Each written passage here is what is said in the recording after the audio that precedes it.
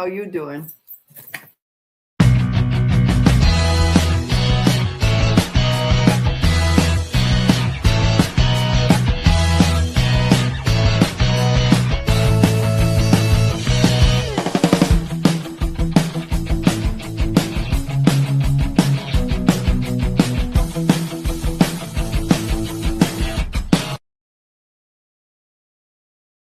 Not on the couch, on the.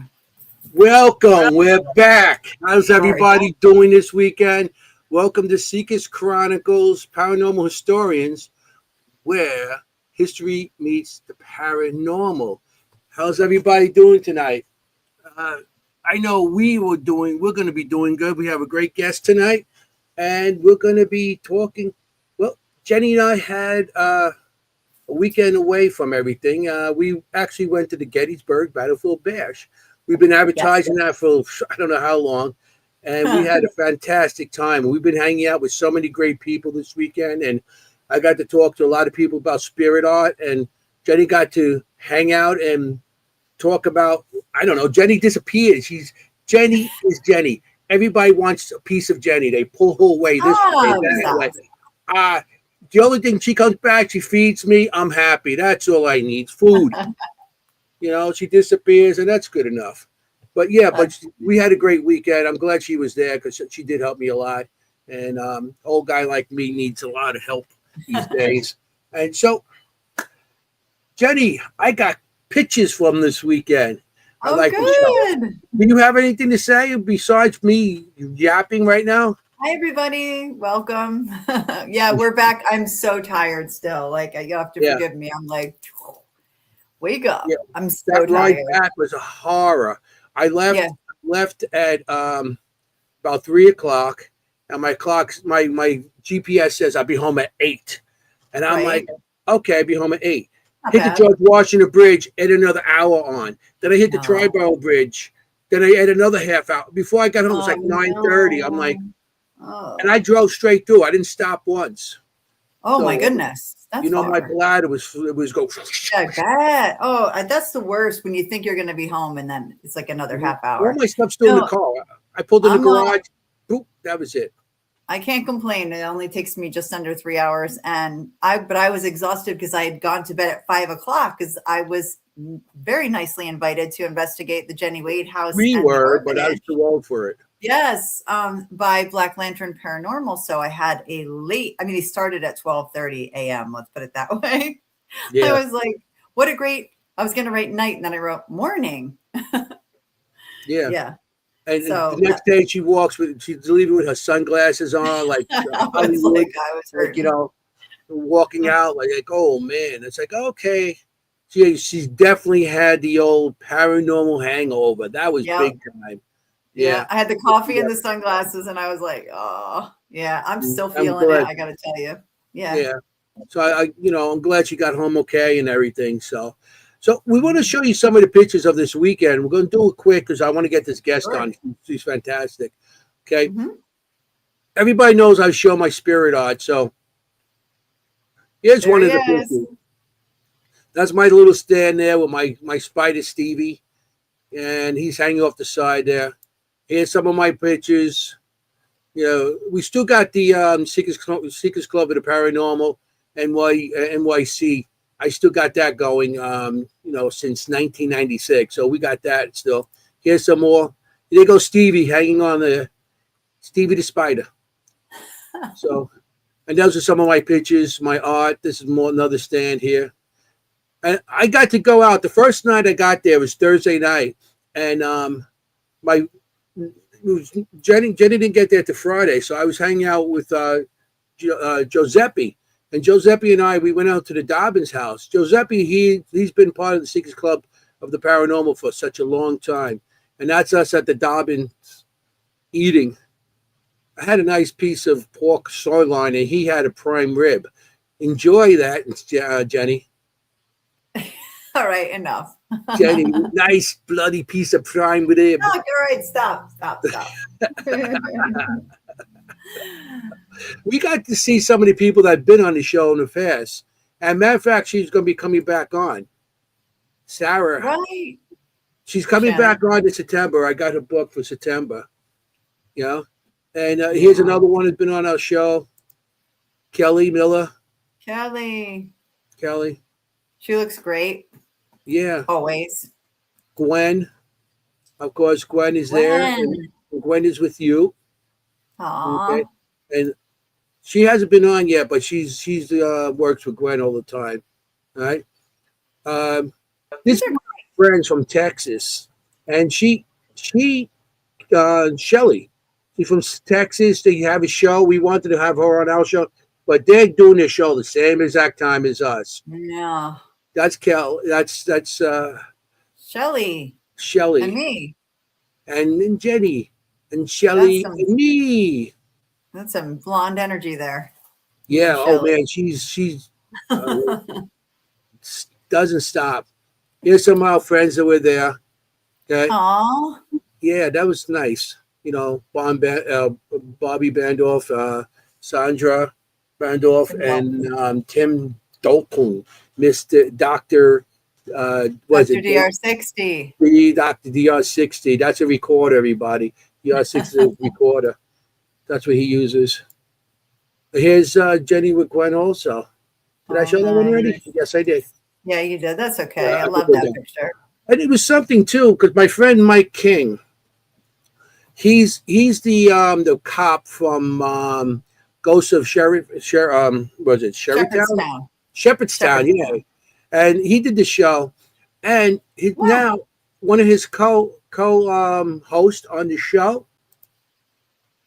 and that's Elizabeth, yes, Saint. Yeah, matter of fact, she's going to be in our show too coming up. We got her coming on too. She is coming up. She's a wonderful medium, psychic medium, and brilliant. Something woman. I didn't know about her. She builds equipment. She built it for Death Walker, and she also built it for there's this Ghost of Shepherdstown. She built it for an engineer, like literally, like an engineer. Yeah, and she builds it. She's very smart. She's a very smart person. Yeah. I need smart women around me because I don't look there, you know. And here's our friend William Casper. He Bill Helms, as I like to call him, Bill Helms from Casper. Bill Helmsley. He actually runs Casper. It's a paranormal team, but he also every month he has Casper is also what do you call it? The going blank here. It's a meetup group. It's a meetup group, and he has once a month a meeting at the Shanley Hotel. Right. And he has a group there, and he does things. I actually did my. That's where I first started my my sketching class. I do with the sketching with the spirits. Okay, here's another one. Quick. Oh, that's me and Joe again. The Galvoons. Thanks. Here's Chuck. Oh, Chuck. Yeah. From Chuck's Paranormal. Chuck's wife. And Andrea from Chuck's Paranormal. That's Gwen again and Steve Dills. Steve Dills. All these former guests and friends. Yeah. I love it. Steve Dills, he's one of the people from the Hanover Tavern down in Virginia. He's actually part of the board of directors down there. So he gets all his stuff together down there with that. So I mean, we had a pretty good weekend with everybody, from friends to new friends and everything. So it was a good weekend to hang out, you know. Yeah. And Jenny did her investigation. And did you get anything on that? Oh my goodness, yes. I mean, that orphanage is no joke. Even I've been doing this over 25 years, and that orphanage is no joke. Mm-hmm. Like that's some serious activity there. Yeah, you got it. Who'd you do it with? I did it with Skylar Parakit, and you know Skylar. She's been on our show. And her father Chris, and also Chris, who was running it? Black Lantern. Yeah, I said that. Black Lantern Paranormal. Yeah, they're going to be hosting the Parajam at the end of August. And I'll be there. And maybe me. Probably me. So that was our weekend. I think we had enough talking here. See, Yeah. I have so much coffee. Look, I have a whole gallon of coffee right now. That's my whole I've had full about black 10 coffee. today. Yeah, it's all catching up to me. So I'm like, now I'm just running on fumes, but I got this. Yeah. So, I mean, that's pretty much what we have this weekend. We had a great weekend. And We did next year, if always. anybody gets a chance, you got to go there. You got to go. You know, just at least once to check it out. I mean, you go in there, you check out the vendors and everything. Then they have parties afterwards. They have so much stuff going on. And then if you don't want to go to party, just go to town and you can eat or just go on investigations or just go on ghost tours, you know? Yeah. And it's all for charity. And if they raise like over $20,000 and it's great charities like the Wounded Warrior Project. For the soldiers. It's for Wounded Warriors. So that's a that's a great charity to have. Yeah, it's a great cause. So yeah.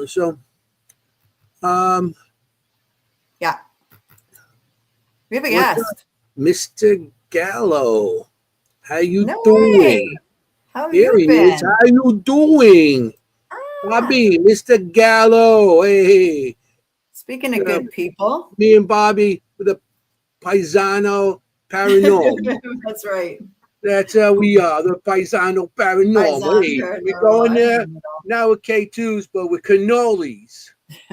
Oh, wait. Yeah, we got a drink. Drink. Yeah, so that's a good. That's everybody drink. What's up, Bobby? Well, hey, Bobby. Yeah, you missed the bash. Oh, you missed the bash. I know. Yeah, I know. But tell you, next year is always another time.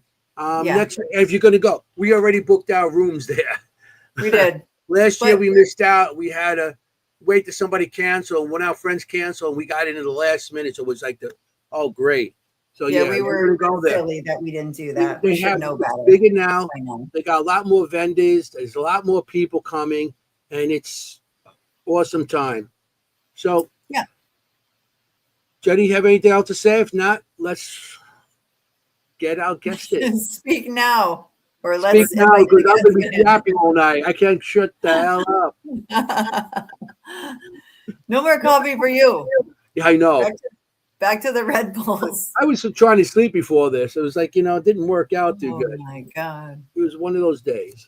You know how it is. Okay, wait, real quick question. Sorry to our guest.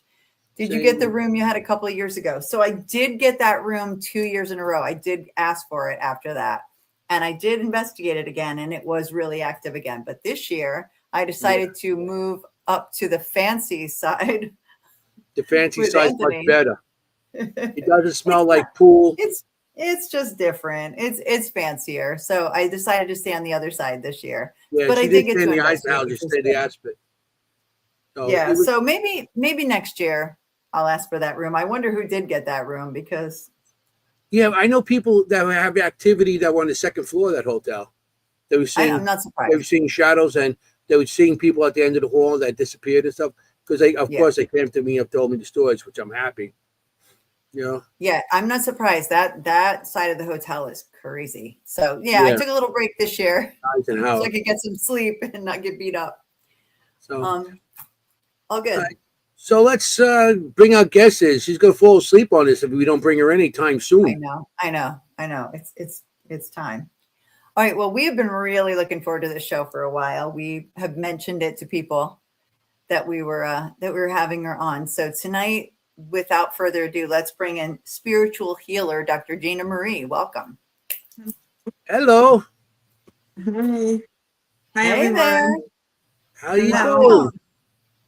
My Italian friend, I'm good. You weren't. No. Yeah.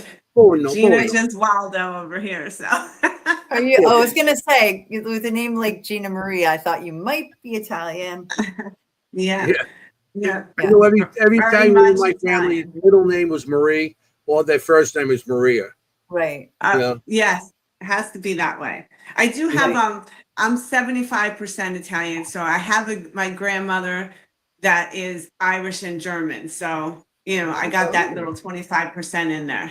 Okay, that's good. Keeps it So interesting. you do your spaghetti that it's boiled, so like the Irish, and then it's soured. It's like made like sauerkraut, like the German. No, if you Yes. mix it all Oh, yeah. together with the sauce and everything. No, But my grandmother, was married to my grandfather, was from Italy. So she pretty much turned Italian. Yeah. Yeah. No, I know that feeling because I'm not Italian, but I've been married to one for 30 years. So you start to assimilate. Yeah. I have 0% Italian, but It yeah, she talks becomes, with her hands every so often. You guys see it, like hey, yeah. yeah. yeah.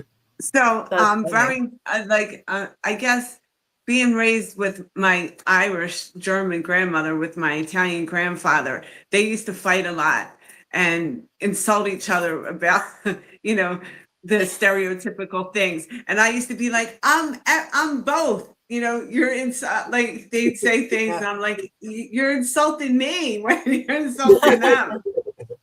Uh, I bet they were super in love. That's just how they show it. Well, I don't know about that. Let's see. Yeah. My grandparents used to Well, yell they used to yell at each other in Italian, so we didn't understand them. So I said, "Can you teach us Italian?" And they said, "You got to learn the English first. You got to learn the English first, then you speak Italian." I still don't speak Italian, so I guess I didn't learn English too well. Well, I was you would speak embarrassed. hand Italian. I That didn't hand want signals. anyone to speak Italian when my friends came over because I was in outside Boston in Lawrence, so they made fun of me because there was mostly Irish town. Yeah. So I didn't want to be the foreigner, the guinea, all those words they'd say. Oh yeah. I grew up in a place everybody knows, Glendale, and as I was growing up, it was mostly German and Irish. Yeah. The Germans didn't like us, and the Irish all thought we were criminals, especially if you're Sicilian. You're mafioso, all mafioso. And I mean, I grew up with all that, and it just toughened me up a little more, you know? Yeah. Mhm. Yeah, For that's, sure. yeah, you grow up in I know those areas, what you're saying. The Irish and German, and they always they don't seem to like us too much. I was called the grease ball and everything else. So, Oh yeah, yeah, the guinea, the grease ball, the foreigner, the dago. I was called yeah, everything. Oh my yeah. goodness. Horrible. Mussolini. I wasn't called. Really? Yeah. Mussolini, you're Okay. Mussolini. I'm like, Not very nice. okay. Not very nice. I said, and I used to tell the German kids, "Oh, you're Hitler." What do you You want? bullied. Like you bully me about being clear or a vampire or Well, I don't bully you. I just stating things that he makes fun of me. inquire about. He's like, you're so pale, you're clear. You're like the ghost. Sometimes when you take pictures of her, they come out like negatives. I don't know. This is me and oh my God, this is me and Mary Beth. This is how we are. We love everyone. That's right, Mary Beth. I love everyone too, as long as they love me. I love everybody. So Dr. Gina Marie, let's get back to you. Yeah, let's get back to you. Okay. You're the guest. I'm here. So whatever Anthony, you go. want to talk about. I know what you want to ask. Well, we'll talk about cannolis. No. Okay, chocolate chip, please. Okay. I just don't like the pistachio ones, but You got me too. Oh, stop! Me too. Now I get hungry. I like the pistachio ones.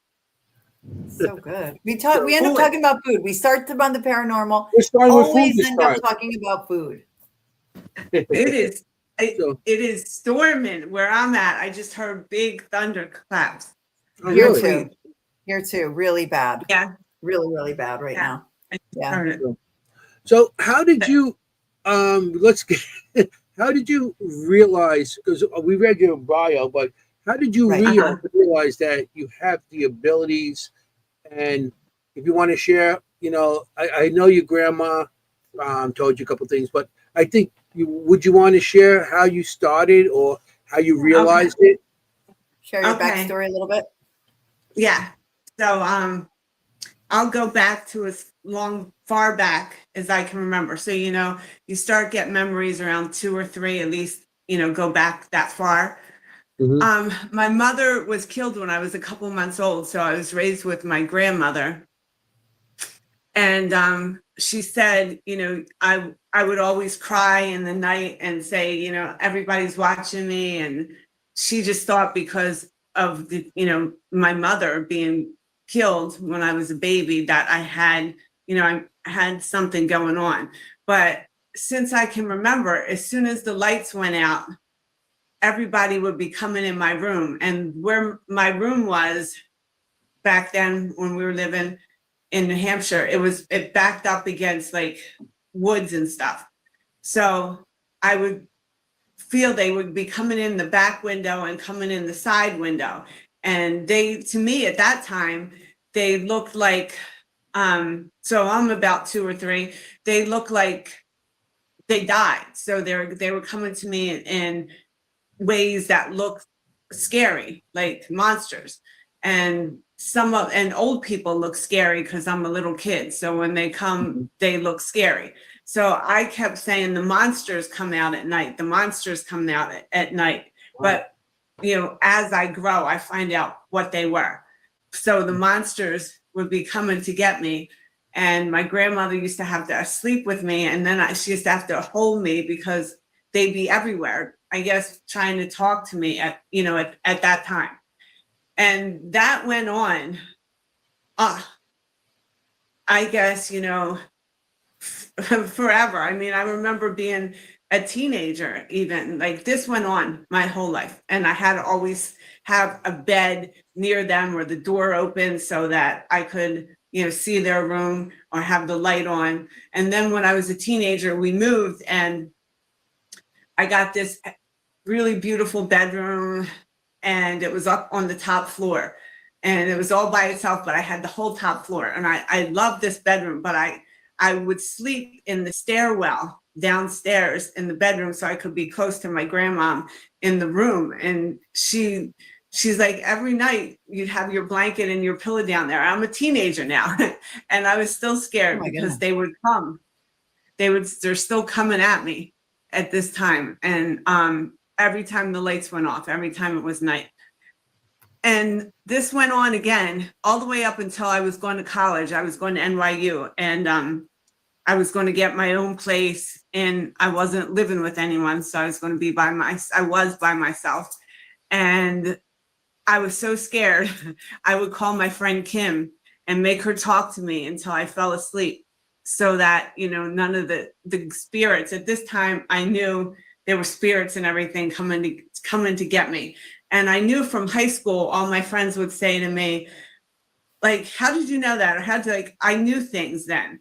Or, they would be dating somebody and I knew everything that they did. So to the point where some of my friends' boyfriends would be like, oh, you can't hang around with her. Or like people would call me a witch and stuff. Now I'm a teenager and I'm in high school. Yeah. But like I was known as like a witch because I knew things that nobody else knew.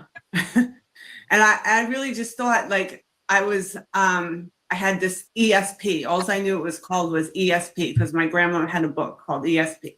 So I knew I had this ESP. So now I'm in college, I'm scared. And I tell my friend that, that I'm in college with, and she says, well, she's actually at a job with me. And she says, you need to come see this medium with me. And I said, okay, cool. She'll talk to my mom, because my mom was passed. I want to go. So we went to this thing and this medium said to me, she said, you have abilities. I'm like, well, what do you mean? She's like, she had this class, this mediumship or psychic class, and she wanted me to come. So I went with my friend and we started coming and she would give us different tests. And, I'm talking to her spirits, everyone's spirits. Like, really, I've been talking to them my whole life, but now I have it in a category. By the time 18 or 19, I now have it in a category and I know what's going on. And this is funny, but everybody knows the story. I went to NYU and that was my undergrad. And then I got my master's at Thomas Jefferson And then I went and got my doctorate at Temple. So I didn't come from a family that was paying for all this. So I had to pay for it. And I wanted to go to the best colleges, and I'm living in Manhattan, and I wanted a nice apartment, which, you know, is thousands of dollars.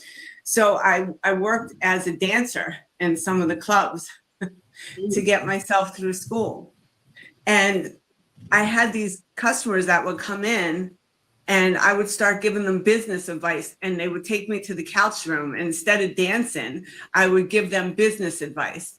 Then it started being like, they started bringing people from, like, I was down at Tens, and that's like in Gramercy in New York. They started bringing people from like the Wall Street area. And then I worked right in Gramercy when I worked at New York Dolls. And it would be people that I was giving business advice to on what business move to make, what partner. And I would literally come in, and I didn't have to do nothing but sit in that room and get paid to give them psychic advice, you know, about what they should do for their next business. And then I got well known in Philadelphia and New York, both clubs that I worked at. And they would come in, and I would do that. But it's how I got myself, you know, I wanted to be something. I wanted to have a degree, and I knew I was smart. So I was like, might as well get my doctorate degree. And what easier way to do it, because these programs were hard, you know. It was medical school at Jefferson. So I didn't have time to really work a regular job. So this is how I did it. And that's how I made my money. That's amazing. And I used to manage a club. Yeah, you guys have so much in I common. managed a club in Astoria called the Penny Whistle. The Penny Whistle? Was it right there off Northern Boulevard on the right when you come in over the bridge? No, the one on Northern Boulevard might have been Wiggles, or there was another club there. We were on inside on 28th Avenue, right off 34th, right by the trestle. Okay. You're talking about, I know what you're talking about. I can't think of the name of the club. Yeah. It was a big one over there. A lot of girls, that's what they did. And it was easier to do it that way because you made more money. And you know, it's a lot easier. And you look what you did. You got your doctor in with the money. Right. Yeah. I mean, and imagine if you didn't have, like, if someone did pay for your school, right? Like you had lots of money in your family and they paid for your school, you would never have been giving that advice to people. Like you were just down. I would have never had the life I had if I was privileged, because it was fun. And, you know, I danced and worked in Vegas, and I had crazy experiences in Vegas, like just crazy experiences in Vegas. You know, I did what I had to do to get that doctorate degree, and all that work. I got my doctorate degree, and I did work, you know, as a therapist, and I worked in the Matrix for a long period of time. And then in 2013, I decided just to have my own business and just do the mediumship and do the galleries. And then I got involved with Ghost Hunt, you know, USA, and I started leading the investigations. I did a little work with DPX and Weird Weekends. And I like doing the investigations, but like you guys said, you know, you're exhausted. You're there all weekend. Yeah. And so, you know, whatever heck time you're there, you're done in. You gotta make sure it's sets, and you have to be on at certain times. Yep, I know all that. It was a lot. I was a manager, so I was the one that used to break the chops. So I really loved my investigations.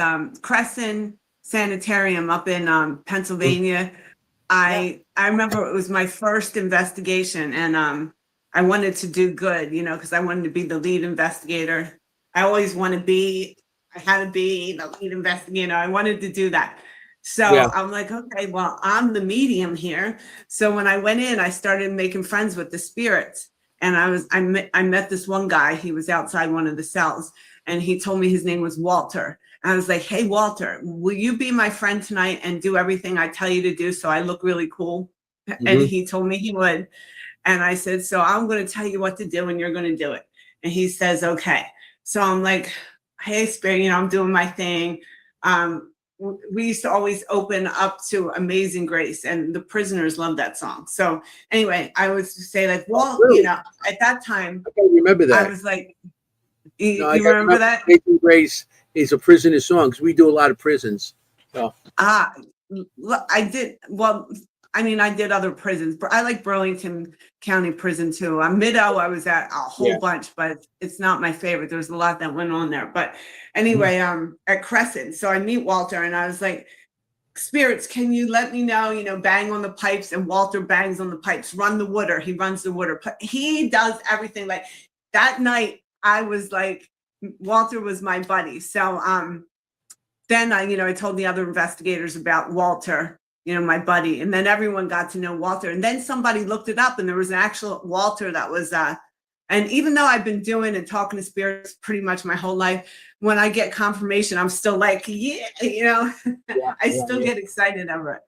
Yeah. And I just had the greatest time. When I went to Crescent, which was a long drive for me as well, and long because we were there freezing sometimes because it's outside. It was just freezing or sweating to death, just depending. And usually I was at the End of Life building.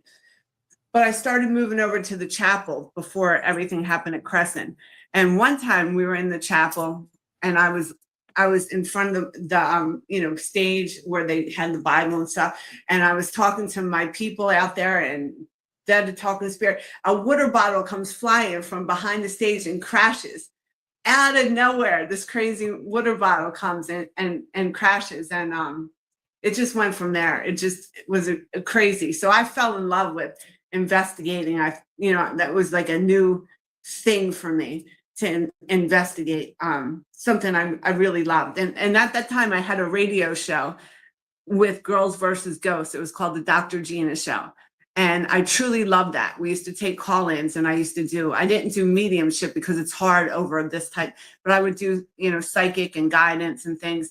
And we had callers calling in and I really loved that too. Out of everything I do in the spiritual world, I love everything, a different aspect of everything.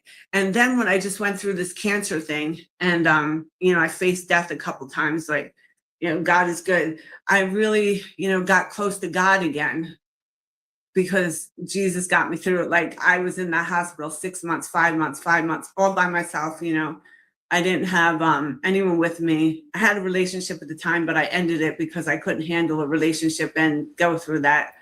And I just was by myself, literally by myself.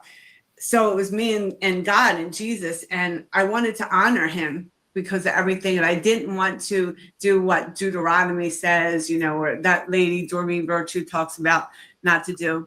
So I tried to just say, okay, well then if you don't want to call me psychic and medium, because that's against what, let's just call me a prophet, a seer, words of knowledge. I just switched the words around. So now I'm okay within the Bible. And, people still at the church, they were against me and stuff, but I stopped going for a while because I didn't want to be that person. But I realized, what, these are God-given gifts they give me. And not finally, but this pastor had said to me, 2 pastors actually, was like, you were given gifts. And I was like, finally, like these are gifts from God. This isn't because I'm conjuring up some witchcraft or anything like that. Cause I'm, like you introduced me, I do spiritual healer, but you didn't ask what for am it. I really? You didn't ask for it. It happened. Right. Yeah. So what am I really? A psychic medium, a healer? I get worried about healing people, but I through God, Jesus, I've healed so many cats, so many. Like I'll turn my camera around for you guys for a second just to get a little look-see. Can you see them? Oh yes. Jenny's in her glory right now. I am. Typically I have little foster cats all over the place during the show. Look at that, Jenny. They're just like, hey, just leave us alone. We don't want to be on camera. Hey, what are you doing? They're like, no pictures, please. I think they really like you. 1, 2, 3, 4. Because all 5, they're all here, man. They're all chilling. They're listening to us. They know I'm a cat person. Jenny's cat, my cat passed. They do know. Don't you think, Gina? They do know. They know. Oh, they know. Yeah, so I was a pet psychic for Rescue Inc. Maybe you guys know Rescue Inc. They were out in New York. They were motorcycle guys from Queens that used to rescue the animals. Oh, That those had a guys. show. Yeah. I've definitely heard of that. Yes. Yeah. Anthony and Joe Panzarella and Anthony. And so I was I wanted to volunteer at an animal shelter. So I went to Long Branch and talk to him. Next thing you know, I'm the pet psychic on Rescue Inc. And boy, if I had the greatest time hanging out, we're still friends, me and Anthony and me and Joe, we're still friends. And me and Anthony speak a lot. And there was Alley Cat, and he was from Philadelphia. He did the cats. And we would go to different tattoo shows and different events and stuff. And we had the shelter. And that was another great time. So I was a pet psychic. So I would talk to the animals, where they came from. And, I still talk to animals, living and dead. Obviously, they all come to me, right? Yeah. It's a big passion of mine. So I was the pet psychic. There was the time before when I was on, I came up with this thing called Intuidate, and I would intuitively match people with dates. So I was the relationship psychic, So That's I've been through amazing. a lot of different titles or things like that. I guess so. So now I'm just. We have another co-host Dr. on Gina. our show. We have another co-host on our show, Kim. Kim. Oh, Kim, right. the Well, girl, I'm up for it. but she's a veterinarian. You're a veterinarian? No, our co-host. We have three of us not on the show tonight. Another co-host, Are Kim. you serious? She's a veterinarian, and she works with horses and animals. No way. Yeah, that's so amazing. We That's are why very she's not here. animal oriented. We love animals. Yeah, we do. Oh. But Kim, And Kim's not on here because events, she works with sometimes horses. they come to me also, and I have drawn animals in Selma Mansion, and even my own home, my old when I was growing up, the house, we still have it. My brother lives there, my son, and I used to see cats there also, and dogs and everything. So yeah, so I've seen animals, and I believe in animal spirits. Oh yeah, they're here. Like everybody that comes to my house knows about the cat spirit. I posted my old Instagram. I've caught the cat spirit. He jumps around. I got shadows of him. He's here. He meows. I got him doing everything. So I showed this to our co-host, but audience, see my thing, crazy cat lady. This is funny. Somebody left this on my porch. Okay, I didn't know who did it, and I was like, okay, they all hate me in this neighborhood because I feed all the stray cats, and the ferals. They hate me here, and I don't care. Doesn't matter. I was like, somebody left me crazy cat lady. Isn't that nice? Well, it's funny. My favorite. It's my favorite mug here. I found out the guy down the street did it. He's a cool dude. But at first I was like, some jerk sent me this. Right. You were thinking that it was some kind of an insult, but it was really a compliment. Well, yeah, something you love, and that's very cool. That's very cool. I'm definitely animal oriented. Like my husband calls me Snow White because like I go outside and like the squirrels come up and take food from me, and like the raccoons and the foxes and I have skunks, everything in my yard. She's like Cinderella. Yeah. She's was Cinderella, although Snow White. Snow White. In the park, and the birds land on her. He calls me Snow White. So funny. I Snow White. I got Randy, my raven. He literally comes. The neighbors can't believe it. He sees me and he comes down. He stands there and looks at me. Wow, ravens are beautiful animals. I love them. Randy, he's the only raven. Yeah. That's I got Carl the crow, but Carl brought two other people with him. I got Rocky the raccoon, and he brings every year. He's got a family. I got Neil the opossum, but he turns into a new Neil every now and then. And I got a bunch of squirrels, Chippy. That's so funny. Scraggy. So I feed everybody. All these cats that I've showed you here, these guys, they were all from the alley across the street. These are the alley cats. I love it. And like I said, if you go to my website, I started a non-for-profit to help people with cancer that are suffering like I did, not being able to take care of your cats when you're going through something. Because if I, you take my baby, okay, if someone's going to watch my baby while I'm in the hospital, even my dog, but nobody wanted to watch my cat, and you need to have someone in your house, because when I wasn't there, my baby Germany got sick because he was so stressed out. He was 17. His organs shut down. He had to go to sleep. Leo, this guy over here, he went to urinary tract infection because he wouldn't pee. He was so stressed out. Right. So it's just near to my heart when you don't have someone to help you. And I did it. And I never want to be in that position again. And if I can help people that aren't, I would love to do that too. So my goal is I actually wrote, and there was a book, Tales of the Other Side, and Tales is TAIL, Tales of the Other Side, Paranormal and Pets. And a bunch of paranormal people got together and we wrote stories for the book. And I actually wrote a story about the pets that passed, and they wrote stories about how they came back in certain situations. And I actually wrote a story about my dog Cookie, and I had Cookie since I was like 2 years old, and she passed when she was 18. And I'll tell you a quick story on that. Some people in the audience might have heard it already. And I don't know if Jenny remembers it, but Cookie had to be put down. She had cancer, and she was 18 years old, and she couldn't even hold. She was sick. Yeah.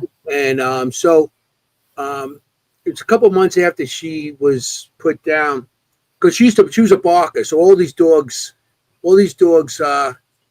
everybody had dogs that barked in the neighborhood. Nobody bothered. None of the people came to the house to rob them, because they didn't want the noise. So Cookie was gone. So one night I was sleeping, and I hear Cookie barking in the middle of the night. It's like early in the morning. It was barking. I'm like, Cookie, she's gone for like 3 months already, and she's barking. What? So I ran down the stairs, and I'm like, Cookie, because I knew I see things. I wanted to see my dog again. Flipped on the light, and all of a sudden there was like a noise at the door, and then it stopped, and they were gone. It was gone. I opened up the door, and I found a crowbar. Somebody's trying to pry our door open. Really? That's in the book. That's in the book. Somebody tried to break into my house, and Cookie barked so I could throw the lights on, so these people know somebody's home, that somebody's there, and they took off. Yeah. So I have the book. If anybody's interested, let me know. I'll send the link to you for the book. I have it. Yeah. Oh, you can send me the link. I will. For sure. I will. Matter of fact, Christine, for that book, went to Staten Island. I think it was a rescue shelter. Yes, it did. Yep. So all the money that was made for that book went there. Yeah, it's really good. Awesome. It's really good read. There's Anthony other gave it people to in me for there. my birthday one year. It was really good. Brian Cannell has a story in there. Christy Cesare. John Zaffis actually wrote the intro, and there's a bunch of different people in there in the book that wrote stories. But I thought it was very cool that everybody got together. Yeah. And this is what, I have a dilemma with when people say, because I'm in that world where, I am a part of a church, a couple different, churches. And how can you deny this? Like, God, it's just, there's too much here, and nothing's evil. Like, that's not, every spirit we see is evil. Like, Cookie was coming back to help you. Like, maybe the whole family. Yeah. Right. It's just people are, there's a lot of, it's a tough thing that I struggle with too. But, sometimes I'm real strong and I say, I don't care. I'm a psychic medium. I talk to spirit, and I talk to animals. Yeah. So, and I believe in them because, like I said, I've seen them on animals on different locations, even deer and stuff like that. I've seen on the side of the road and everything, and I've seen animals, plenty of animals all over, and cats and stuff. My old cats came back. We had this one cat that he never stayed in the house. He was always out. disappeared for a couple of weeks, then comes back, and sometimes came back with another collar on. Like he would always come back. His name is Red, and he was gone. He would never get. If we try to keep him in the house, he would break out. I don't know how he got out of the house half the time. And when he used to come home, we had the old-fashioned mail slots on the door, and it had a cover on it. He used to lift the cover, bling, bling. Oh my God. You hear, so smart. Red They're must so be smart. home. He just hit the cover and just go up and down. Like, like the mailman's putting it in, but that's happened Like all knock, the time. knock. And a couple of times, I used to hear that in the middle of the night. And I said, Red, stop it. I'm trying to sleep. And I go down there, and of course, there's nothing there. It's like, but yeah, I used to hear that all the time. I still hear that on that house. Because they still got that old mail slot. Yeah. I got many videos of my spirit cat, many videos I posted, and we hear him. And one time my friend was staying here and I wasn't here, and my room was upstairs, and she's like, the spirit cat was scratching and running back and forth and meowing because I wasn't there, scratching at the door. And so I have a funny thing. When I went to Rescue Inc. and they were testing me out to see if I was a good, animal psychic. So I'm kind of nervous, young, and all these biker guys, and I'm going to their clubhouse and somewhere in Queens, and I'm going to get tested out to see if I'm a good pet psychic. And I'm like, some of these guys from Rescue Inc., they weren't on camera. They're the ones that just, they weren't on camera, for whatever reason. So, I got this one biker, and he says, okay, tell me something, It's just like, he goes, tell me something about my cat. And I was like, well, I said, really, you never liked cats, but then there's this kitten that came and and I just went on about him, like falling in love with the kitten. And I go, and your dog, he opens the refrigerator and he goes, okay, this bitch is good. And then everyone, and then next thing out, back then I used to do shots of Jack Daniels with all these biker guys. And I'm just like, I'm the new pet psychic. You passed the test. Yes, for sure. I passed the test. I could talk to the animals, and I could do shots of Jack. Hey, yeah, can't beat that. I mean, I hung out a lot of bikers. I ride also. I was never really part of a club, but I especially when I used to work at the club at the Penny Whistle, I used to have a lot of them coming in, and friends, and I used to make my doormen because they were big guys. I was like, my place was safe when they were there.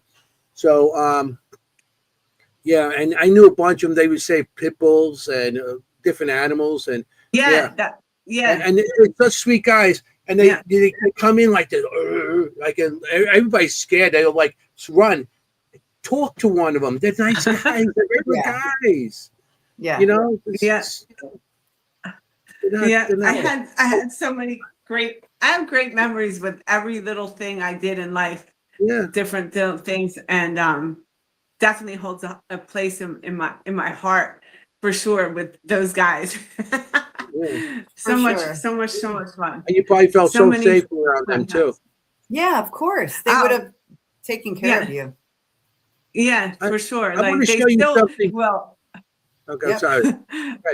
If I need to, I call Big Ann up and just tell him, man, guys are not doing good. He'll come.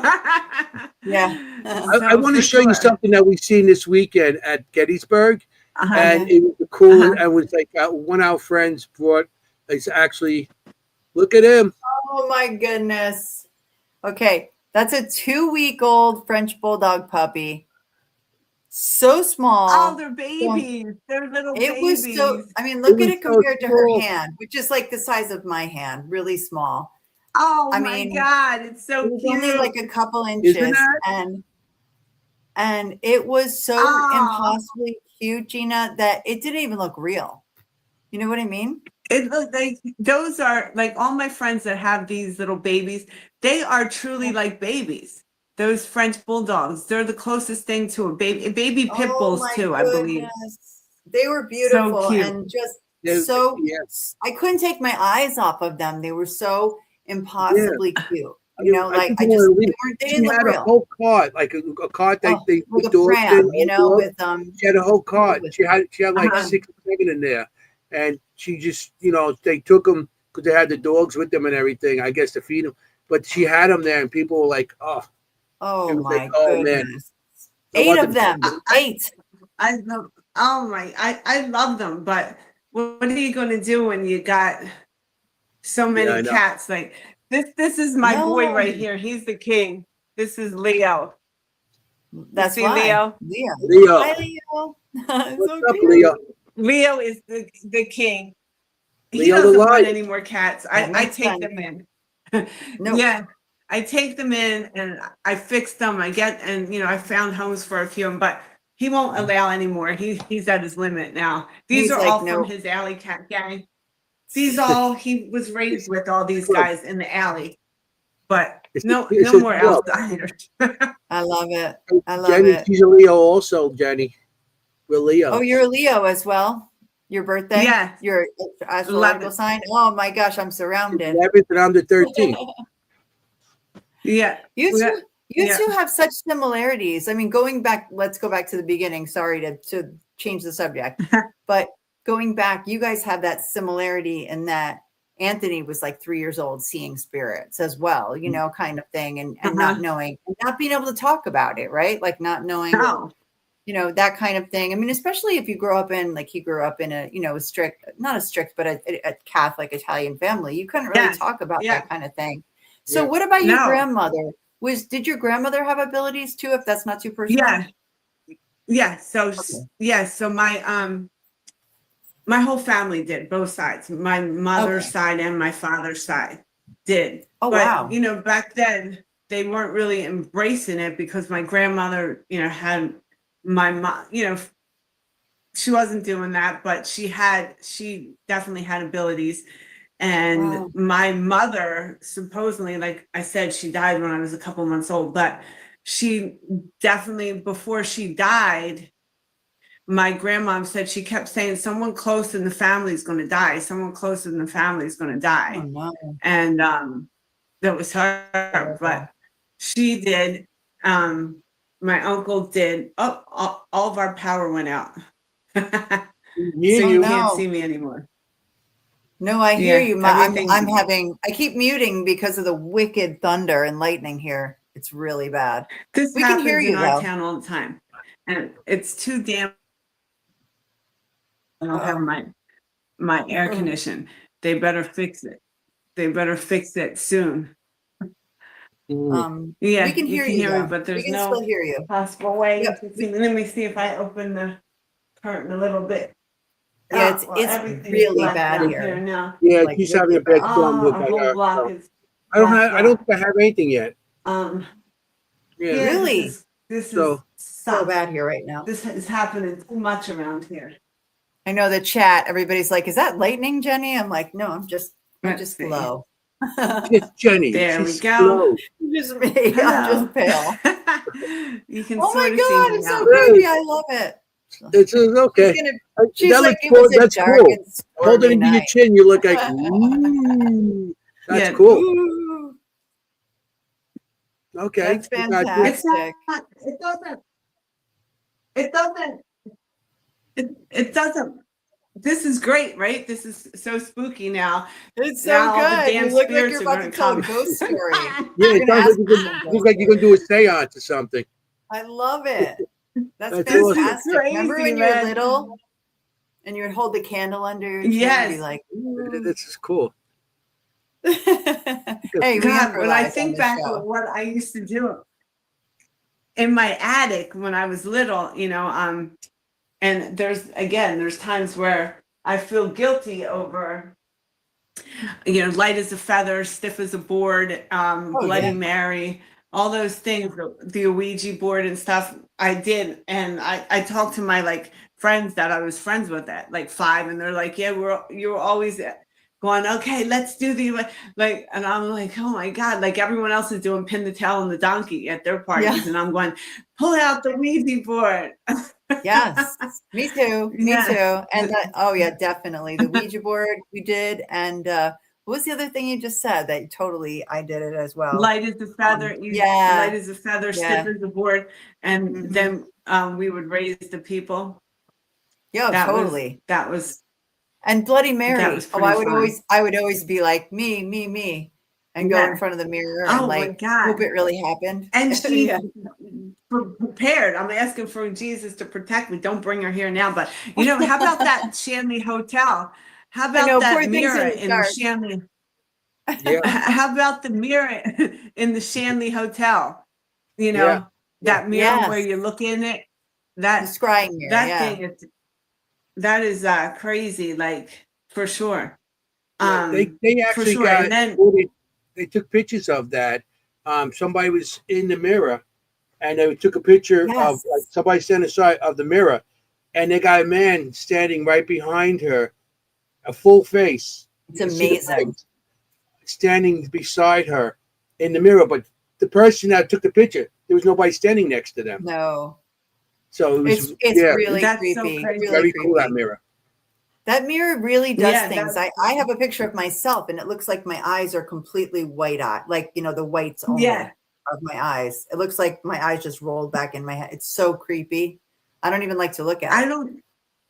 don't know if like uh, all the places I investigated, they were so crazy. Like I spent so many weekends at The Conjuring, Mm-hmm. and Yep. I don't know if I would go do that again. I don't know. I don't know. Right. I'm not sure because it is something. They used to come home with me. Every time I did The Conjuring, every weekend I would come home after The Conjuring, and no fail, between 2 or 3 in the morning, all my smoke alarms would be going off. Oh, really? Yeah. I Not good. got crazy tapes like from my security camera. One time, I was taking the trash out and I was talking to my friend Angie on the phone, and I thought Leo got out when I was taking the trash out because I was on the phone not paying attention. I said, "Ange, man, I think Leo got out. I got to call you back. I got to go over the camera and look." So I was looking, and when I was talking, I was talking to Angie, and I hear myself say, "Wow, oh my God, this is so boring here, Angie. I got to get back to New York," right? I said that to her. So when I'm reviewing the tape, you hear me say that. I was looking for Leo, and then I heard, "Oh my God, it is boring." And the spirit is telling me how boring No way. it is here. And I got Wow. that on tape. Like, it's so crazy. And then Spirit was like, I stood up and I was walking into the kitchen, and Spirit whistles and goes, "Hey, baby." In my house. Don't you I love got so many those? videos in my house. Things happen in my house. I want them. Oh no. Oh no.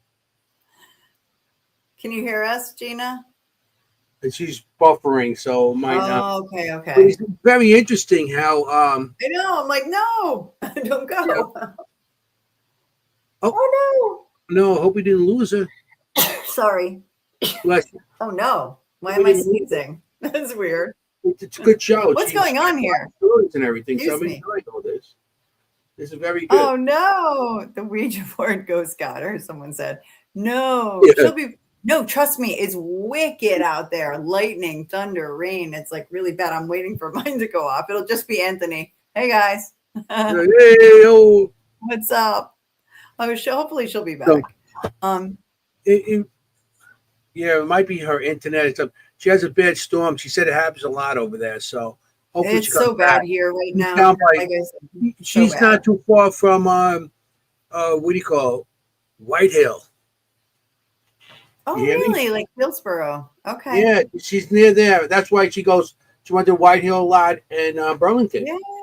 How did I never see her? I mean, it's odd. Yeah, I know. I know. I mean, I feel like that's so close to me. And Burlington, I agree. It's a good location. It's a good location. It's a small location. You can't go there with a lot of people. No, but it's- you can have a really good night there. I've had some really good experiences there. It's like I said, my brother seen my doppelganger there. That's crazy. And it was crazy, you know. And my brother, I was in the basement of the place. He was on the first floor. And he goes, Anthony, where you going? And I'm like, I'm down here. Here she comes. I'm down here. I'm back. And, She's back. Hello. Everything's back on here. Oh, good. Yeah, I see the lights on. Good. Well, for now, right? Yeah, exactly. So he was just saying you're near. Are you near Phillsborough? Where are you? You're in that area, Mount Holly. I'm like, you look out my bridge. I mean, I look out my window, and it is Philadelphia. I'm 10 minutes from Philadelphia. Like, okay. I'm in South Jersey. Okay, I live in Somerville. Yeah. New Jersey. Okay, so you're like right in this. Yeah. Right in the center. Right smack in the middle. Yeah. Uh-huh. If you believe Central New Jersey exists. I am about an hour and 45 minutes from Manhattan, 10 minutes from Philly, and 45 minutes from Atlantic City. Totally get it. Yep. So in a good place. I'm right in the middle of them. Like it's equal. I know sort of Somerville, but it's kind of off the turnpike. So it's not like, if it's not an exit on the turnpike, I don't really know it. I gotcha. But I know it's somewhere over there. I recently, I've been obviously to White Hill Mansion many times and Burlington Prison many times. You were mentioning that before. That's not far for you. No, those are very close, like 20 minutes, either one. Right. Either distance for me. And I really like both of them. But again, they're great. I don't, I'm not a part of any paranormal team now since Ghost Hunts, dissolved. And so I'm not a part of any team at all. So I'm not doing that really.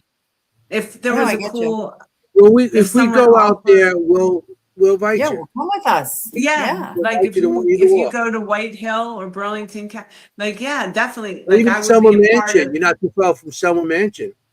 Selma's kind of far. Is it? Selma's far for me too. Yeah. Everything's far for me. No, Selma's like out in Norristown, right? Like that's far. Well, it's not that. I mean, it's not close to me. It's probably a good 45 minutes. Yeah. 45, 50. Not that close. Like Burlington County Prison, I get there in 20 minutes. White Hill, 20, 30 minutes. 45 minutes is always good to me. When I'm driving 2-3 hours just to go somewhere in Jersey or Pennsylvania. I used to drive everywhere. I used to drive to the Conjuring House, to Rhode Island, hours, then do 13 hours investigations right there, bang, bang. Like, I don't know. Like, I think that's done now. That's when I needed. I hear you. I wanted to do it. I needed to know what it was all about. Now I did it. And not saying I wouldn't do it again. I probably may have. I don't know if I go back to the Conjuring, and obviously there's no Conjuring to go back to. No. But soon it might be. Maybe right? They might. But so for now, no. Like I can't say I'll never do anything again. So I don't know. But it's funny. I don't know. I really don't. I don't even know what's the next chapter for me because I just am. Thank God, I just hit 2 years recovery post stem cell, and I'm really just getting back to figuring out what my life is going to look like, post cancer treatment. Sure. And it's hard to look deep into that just from my own experience with it. Like it's hard to look far into the future. You know what I mean? Did you go through something? Yeah, breast cancer. Yeah. I have metastatic breast cancer. So so it's like it's really hard to look too far ahead. I totally get that. And then suddenly when you take a breath, you're like, okay. No, I'm good. I'm stable. What am I going to do? Yeah. Kind of thing. Right. So I get it. Yeah.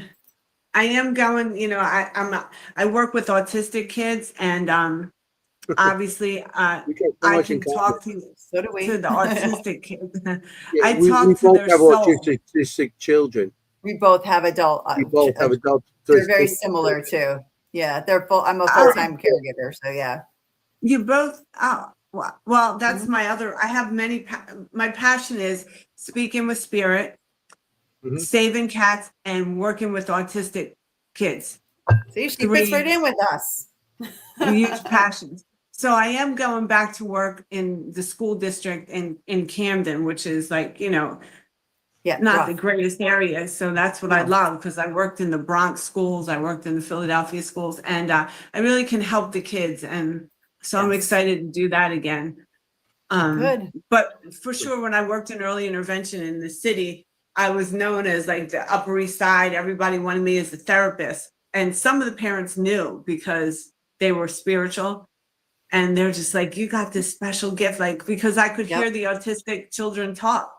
I went into their soul, and they tell me what they didn't like and what they liked. And, I would be able to say when they're going to walk. I was able to help them on levels that a regular occupational therapist could not. And I wasn't able to tell all the parents, but some of the parents just caught on because I knew too much. If you know, you know, kind of thing. Like if you know, you know. So in the chat, we had the question, what is your degree in? Okay. So I got my undergrad degree in exercise science and psychology. And then I got my master's degree in occupational therapy, and I got my doctorate in rehabilitation medicine with a concentration in sensory integration. And so I'm a black belt in jujitsu and the Henzo Gracie jujitsu. So with that, when I got my doctorate degree, I did a research study with jujitsu and autistic children. And I showed how, the deep pressure sense for a certain type of autistic children, how it makes such a difference. So I used to teach children with, sensory integration disorder, jujitsu. Yeah, that's amazing. My daughter is definitely the sensory seeker. She likes that. So she would love that a lot. Yeah, she might really love that. I taught that in Queens at Henzo Gracie Astoria, and then I taught in here for a little bit down in this area. And again, I don't know what everything looks like. I don't know what's next. I don't know. I'd like to have another show, a radio show like I used to have, where people can call in and ask questions. I like to be a part of helping people and interacting as much as I can. That's why I'm excited to help the kids again. So, I don't really know what's next. I don't know. That sounds fun, though. Someone invites me to go do something, I might do it, but I'm not tied into anything right now. And I've always been tied into something. Even this job, I'm helping the kids in Camden. It's only I'm taking a maternity leave for someone. It's temporary. Right. But we'll see. It's hard. I can't figure out exactly. I'm still trying to live life again. Sure. Oh yeah. I mean, survivorship is a big thing. Someone should do a doctorate on that. Like, honestly, like survivorship is one of the hardest parts, I think. Mm-hmm. It's, I got big survivor guilt that I've been going through this year, because the people that I've known, that one in particular, he had the same diagnosis as me, and he had grown up across the street, my uncles, and losing him through this difficult. And then my cousin's best friend, like people close to me, that I said, what, God spared me for what? Because I had this friend that said to me, she said, Gina, if you die, you're lucky you don't have any kids, because it won't matter as much. What? And I was like, she said, we're no longer friends. No longer. No, this is why we're going through everything. I said, I don't have kids, but I got a goddaughter, I got kids, my friends' kids, I got, cousins, little cousin. I have kids, I help kids. But she said that to me. I mean, I have worth. I would have been like, I have worth without any of that, kind of thing. We all do, right? Yeah. That was like, okay. But so that added to it. And then my sister's mom, going through this cancer journey, I don't talk to my sister, my sister's mother anymore, because they're very Baptist. They started with the whole God's punishing me, pretty much saying I got cancer because I am a psychic medium, whatever. Because you used a Ouija board when you were 5. Yeah, come on. Yeah. So I know, I hear that too. That's craziness. they're X'd out through this cancer journey, and it's been about 3 years now since it started. 2 years of intense like treatment. Now I've been out for 2 years, I thank God, but I lost a lot of people that really showed me who they were, and Yep. plenty of times I was just me, and that's when I really got close. And I had the pastor, and she would come and pray with me, and I didn't have anyone, and I was pretty much asked out. I didn't have anything. Yeah. But so I do go back with, why am I here? Yeah, for sure. You go through a lot afterwards. I totally understand that. Nobody prepares. You're so guided through that cancer journey, and then nobody prepares you for what's next. When Right. you can finally take a breath, you look around and you're like, what do I do now? I don't what know do how I do now? Right. I almost like didn't know how to live, and I'm stuck down here in South Jersey. All my adult, like since I was 16, moved there at 16, like all my friends are in New York, or a lot of them have left by now and went to Florida. But I didn't have any, like, nothing. I had a cousin that was around for a bit, but then everything just happens, and I realized, man, I just got myself, and I gotta create my own communities, and wherever that be, my own families, because I got let down so much. I don't even know anymore. I get it. I totally get it. It really does If bring you ever out need anybody to talk to, we're here. Yeah, Well, we're here. thank We you. understand. We understand, and we both. She went through hers, and I'm going through mine right now. So we understand what's going on. Yeah. I think if you get it, you get it. But we we definitely just get gotta it. listen. If you want us just to listen, We're here. we're here. Thank you. I want to talk to the vet, because one of my ferals here, he's got hair mats. He hurt his jaw while he was out there, and I got him in, but he won't let me pet him. And I need to get these hair mats out. Gotcha. No, I got you. I'm expecting 4 new. I shouldn't say it so loud because I haven't told my husband yet. We got 4 new ferals, that are kittens that I'm going to be taking. So I'm ready. I'm ready. It's been a while. Like I usually take hundreds, and I took a little break. So I'm ready. When I miss it. I miss it a lot.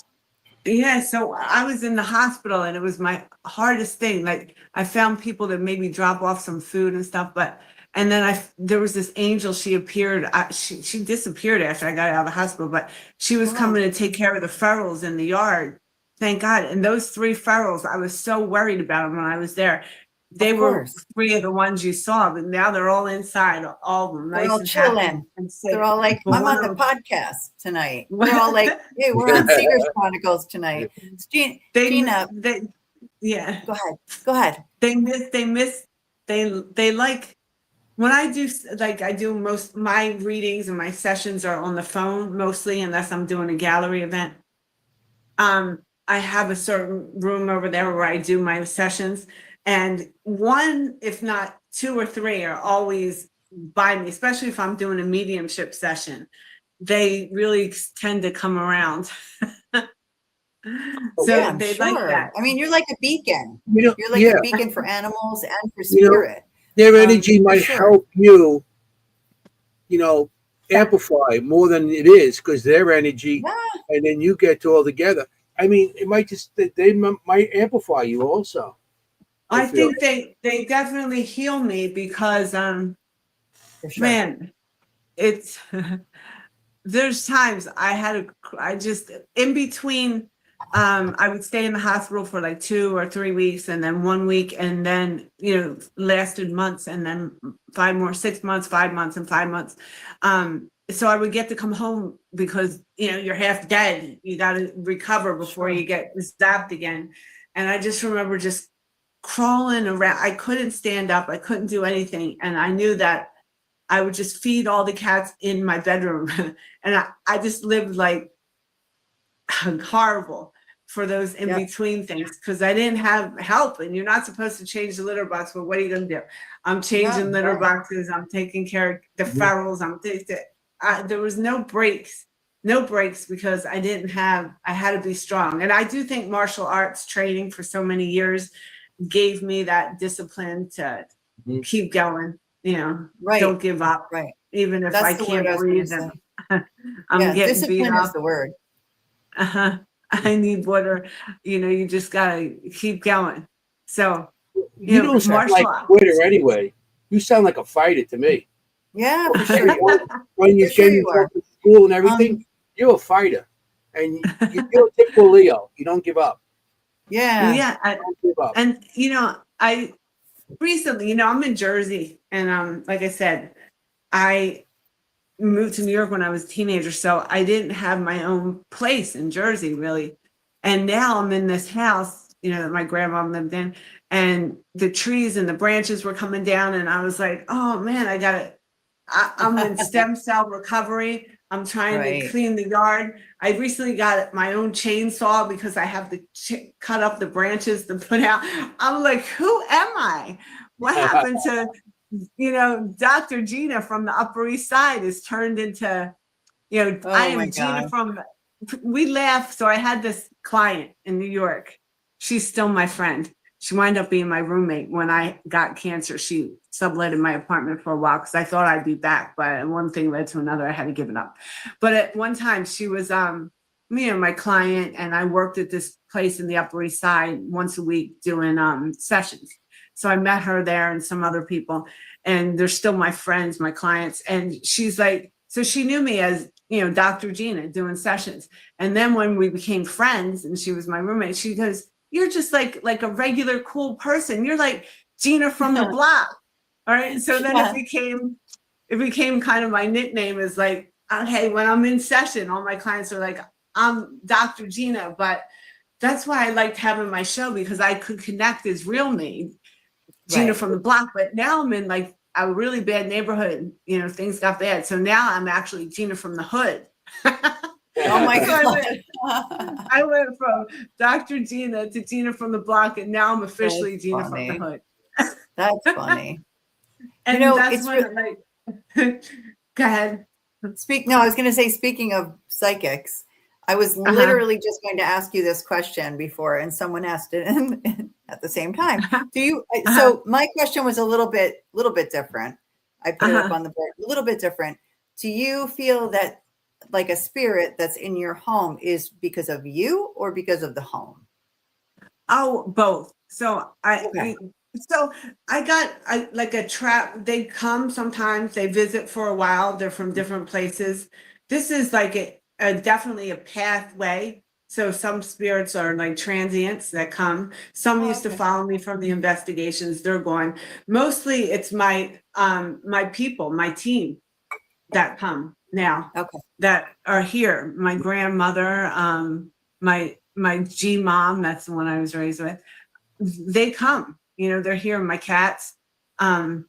So, I got a lot of helper spirits that my guardian angel, that he showed himself to me 2 times in life in human form. I got some crazy angel stories. Crazy. It's for another time. I got a lot of stories. You got time, whatever you want to tell. So I'll tell you a couple about my guardian angel. So, sure. So I had asked at one time, because I was like, how do I know all this stuff? Right. I'm like, who is talking to me? Like, how am I getting this? And I heard, just call us the council. Think of us as the CEOs of heaven. Like, we sit on the Akashic records. So that's why I always refer to the journey of the soul, because this is our journey, right, of the soul. Because and when I'm doing sessions, I read from the council, the journey of the soul, but then I have experts that come in. Like I said, when I was a dancer, I would give business advice to people in Wall Street. I don't know that none of this, but when I go to channel, I'm the kind of medium that I don't stay connected in my body. Like regular Gina does come in and out and she runs the show. I have the final say. I'll give, opinions, but regular Gina is the one who, runs the show. But I'll go into spirit form and I will connect in the spirit world. And that's how I believe I get such good detail, because I'm really walking on the plane with spirit and hanging out with them in that area. Sometimes if they're earthbound, they come and they sit with me. But if they're not, sometimes I got to go over there and find them, depending, because sometimes they don't always want to talk to me because they'll be scared or, you know, whatever. So it takes me a while, and I'll just hang out with them for a while. So I get all different spirits, but I've been really lately, man, it's all good spirits here. They just want to help me because they're my team. So my angel. So when I first, I was in New York, and I was just left this relationship, a teenager, whatever. To me, it was everything, right? But so I go to New York, I'm starting this new life, and I'm like, I'm not dating any guys. I'm just going to go to college. You know, I was heartbroken from this, you know, teenage thing. And so of course I had ID. So I'm in a club. I'm like 17. I'm in a club in New York, and I'm dancing, and it was session 73. It was actually, I still remember it because it was on 2nd Avenue. And we're all in this circle, and this guy comes, and he comes up to me, and he grabs my hand. I'm like thinking, oh, okay. He goes, honey, he's like, honey, don't give up on love. You got so much more to experience. And I was like, oh God, I'm thinking this old guy's hitting on me, right? So I was like, I get him off me. You mean you? And then I'm like, he disappears. That next day, I had met this guy the next day, and I was just remember thinking, I've never dated. And he wound up being my fiance, and we were together for a period, very significant in my life. But that's a whole book in itself. A whole book. No, but that's what happens when you say no guys. Like the weekend I met my husband, I've been married 30 years. And the weekend I met him, I was like, no guys weekend. I went with a girlfriend. No guys. No guys. And she's like, I know that guy. I'm like, no guys. Yeah. So then that was the first time that I didn't know. I just kind of thought, whatever. But then 2 or 3 years later, I was crossing 2nd Avenue going down to my apartment on 59th, and I wasn't paying attention. And some guy grabs me and pulls me over, and then he disappears. He totally disappeared. I remember it was the same guy that I seen in that club, and right on my wrist was a monarch butterfly. It's just. And he told me his name was Hector, because later I asked, he said, just call me Hector.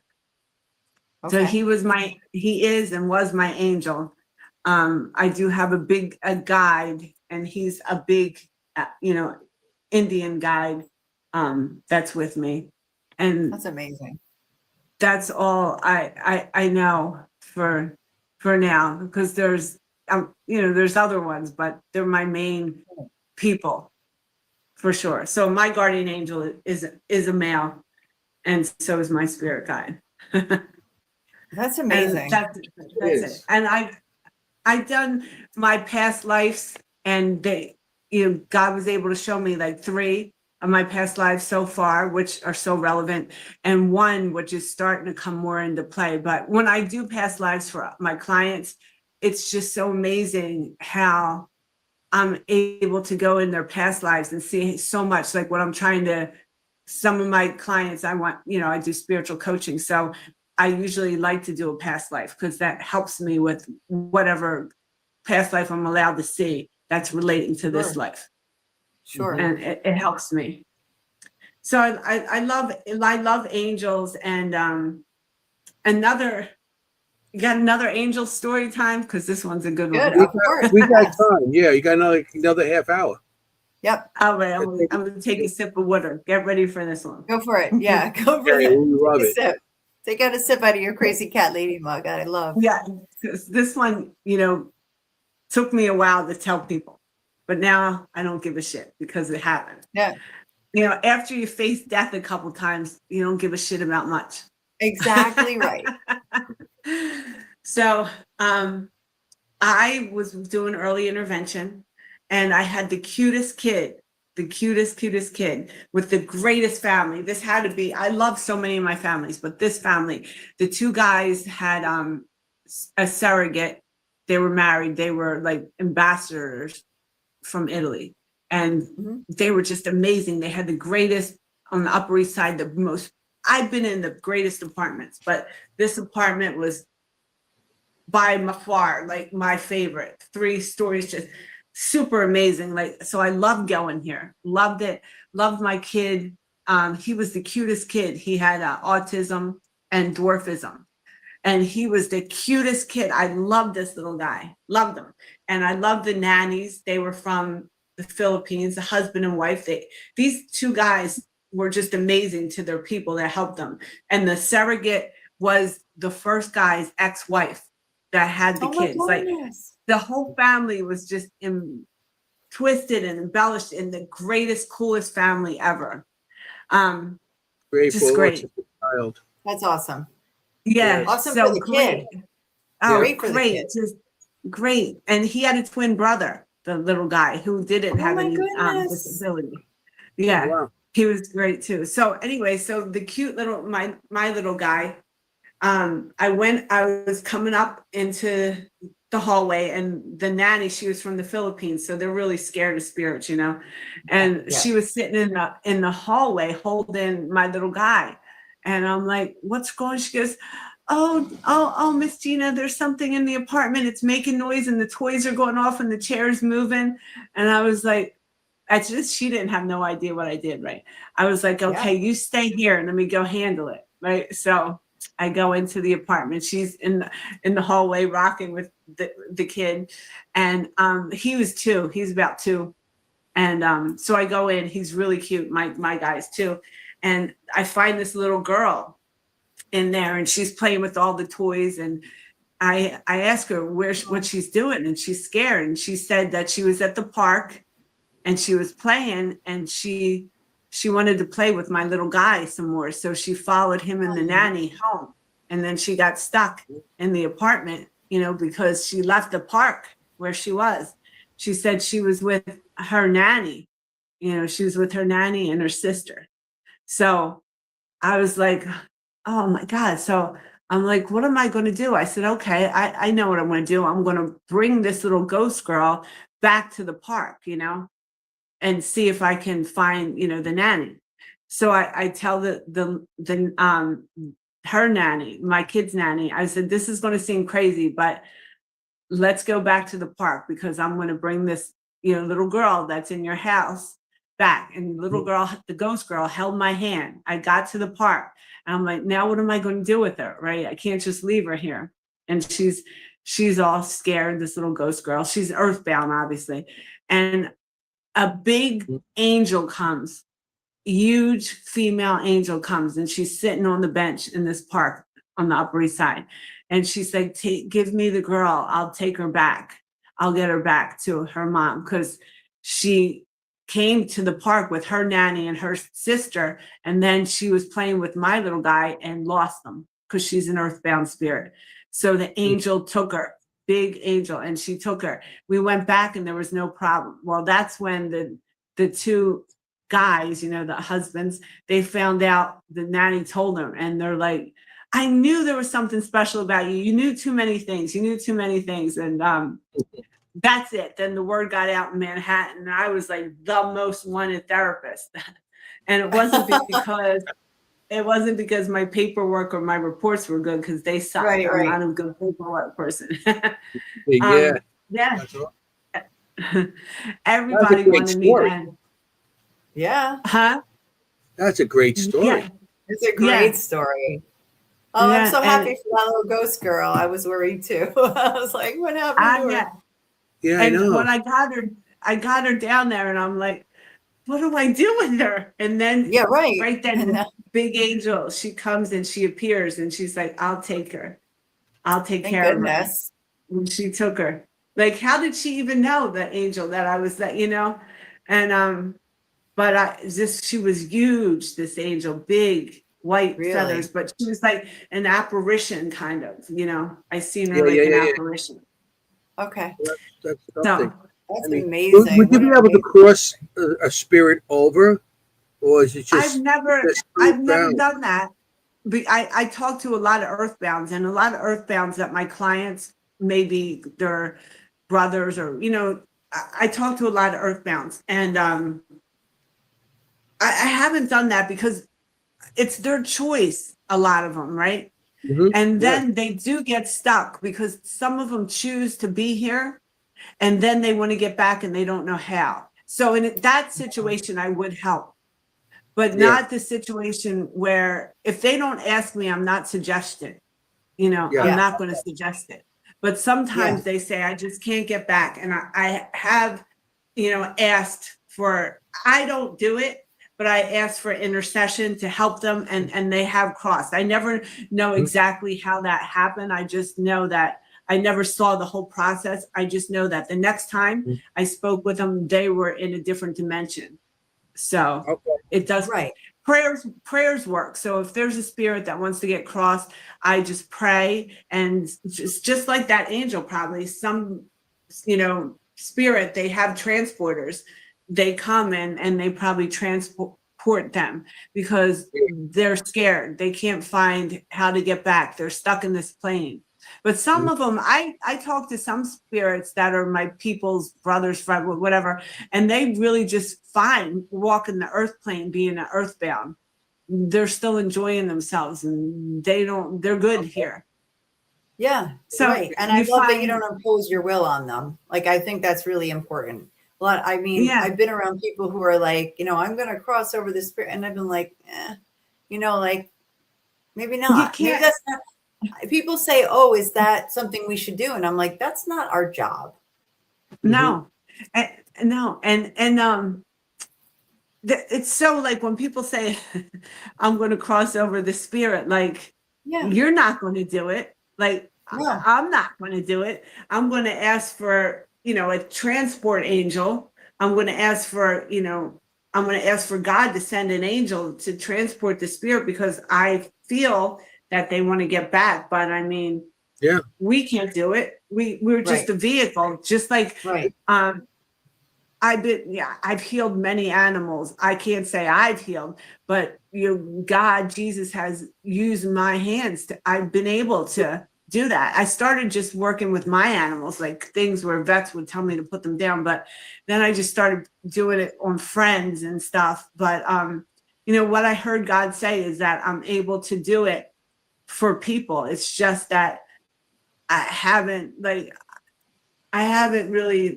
put myself in that situation in a professional way. Like, I noticed that, like, I will pray, I'll hear about something, but people say, like, this is really what gets people too. It got me for a bit, but I understand it now, is how come that not I, but spirit or God, will work through me and use their hands to heal, for sure. But how come they can't? Well, it's bigger than that. It's just because we have choices. We have some of our souls, we have exit points. We have a chance. Like I was given an exit point. So before we come here, our soul, signs a contract. So if we know we're coming for a tough life and we go, oh man, I don't know if the human's going to handle this, like, give me an exit point. Like 10 years in, when I'm in this type of situation I'm asking for, I want to be able to leave if I have to. Give me that exit point. So sometimes, the spirit wants to take the exit point. So no matter how much God's working for your healing, it's not going to happen. It's time. But if it's not, and you've just hit this place where you're not strong enough, your soul, you might just need that little help, and that's okay. But people get disappointed or think a healer or shaman who, whatever, can't do it because you can't do what you can't do. You can't. I've also seen people bring the body. I've seen this so many times. Bring the body back, okay? But that soul's gone. And then you're talking to the wife or the sister and mother, and they're like, it's not the same. Well, I've seen souls change. So that soul took an exit point. A filler soul came in to finish that human on the body, but it's not the soul. So there's a lot of differences that the close people are starting to see. It's almost like, they think they're mental, or, they went through a personality change or something. But really what it is they took the exit point and another soul came in to finish that contract, that life. So because that human soul contract had ties to too many people that they couldn't leave at that time. Right. So I've seen that a lot too. You see a lot of crazy. I don't feel, because as a paranormal investigator and all that, I feel that we are supernatural spectators, because we go into their world. They don't come into our world, and they don't share with you what they don't want to. They share with you what they got, they give you. And they're not going to give you something. You're not going to say, oh, well, I got it. No. They gave it to you. That's their gift to you. Right. Right. As a spirit, sketch artist, a spiritual sketch artist, that's how I feel. They come to me for me to put them on paper. Draw them. And that's their way of contacting me. And I say I give a face to the dead, because that's what I'm doing. I'm actually giving them a face that, as don't always get anything on audio. You don't get anything on video. You don't always get pictures. This is the way they come to me and they show themselves. And I feel that they're actually giving us a gift to actually present themselves. And like also with me, also to present their story or something, how they are feeling at their moment of what they're giving to me. And that's how I feel like all psychics and mediums are. They actually come to you and they give you that gift of what they want and what they want to share, or who they want to contact, or anything they want. So that's why I call it a supernatural spectator, more than I'm an investigator or a researcher, but the spectator is what we are. We're spectating in their world. They're not coming to our world. We're entering their world.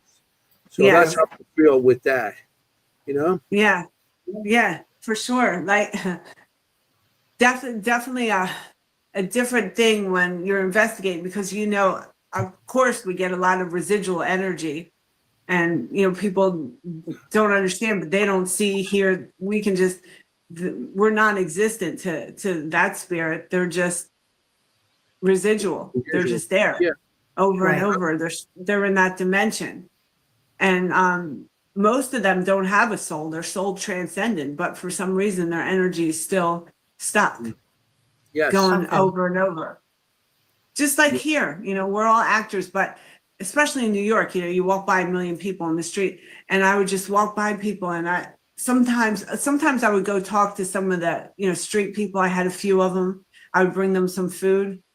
They were messengers, especially the guy on the F train. And I would go and hang out with them and bring him some food, and he would drop some bombs. He would drop so much knowledge on me when I was really like seeking, and in my early 20s, what I needed and where I was going. And he would be my guy, man. And then my lady that sat on the St. Patrick's church, she was my lady.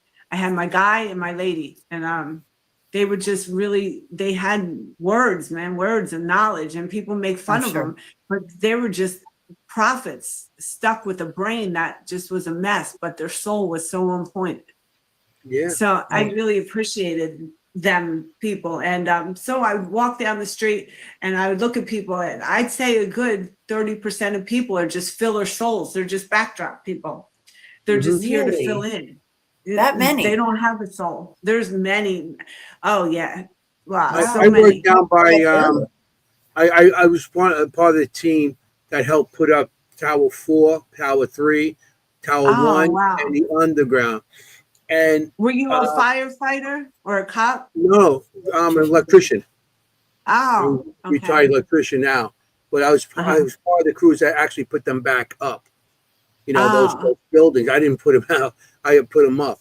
And it was always something there. I always had activity there, and people came to me because I know what I did. They come to with the activity of what they've seen and stuff.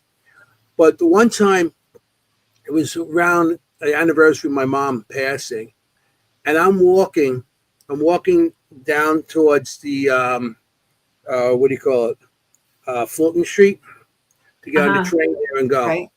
And I'm walking, and I see my mother walking towards me. No way. And I'm like, Ma, and the face changed. It was somebody else. Wow. But it was my mother's face. And I was like, Ma, and then the face changed. And I was like, wow. You That's know, a blessing.